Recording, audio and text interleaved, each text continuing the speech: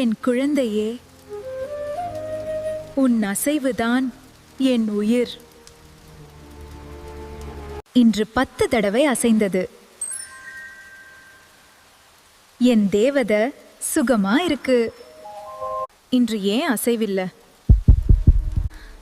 என்ன ஆச்சு? அது சாதாரணம், கவலைப்படாதே. இல்லை அம்மா, ஏதோ பிரச்சனை என்று என் இதயம் சொல்கிறது. கடவுளே,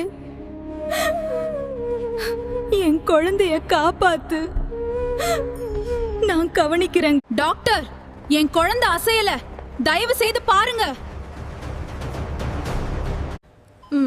குழந்தை சேஃப். நன்றி கடவுளே. உன் ஒவ்வொரு அசைவும் என் உயிர். தினமும் குழந்தையின் அசைவுகளை கவனிக்கணும்.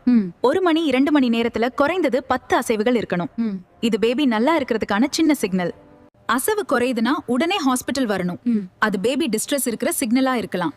நேரத்துக்கு கவனிச்சா பெரிய அபாயங்களை தவிர்க்கலாம். ஒவ்வொரு நாளும் ஒரே நேரத்துல கவுண்ட் பண்ணுங்க. சாப்பாட்டுக்கு அப்புறம் பேபி அதிகமா அசையும். இடப்பக்கம் படுத்து ரிலாக்ஸா இருங்க. அப்போ பேபி மூவ்மெண்ட்ஸ் நன்றாக ஃபீல் ஆகும். கிக், ரோல், ட்விஸ்ட் எல்லாம் கவுண்ட் பண்ணுங்க.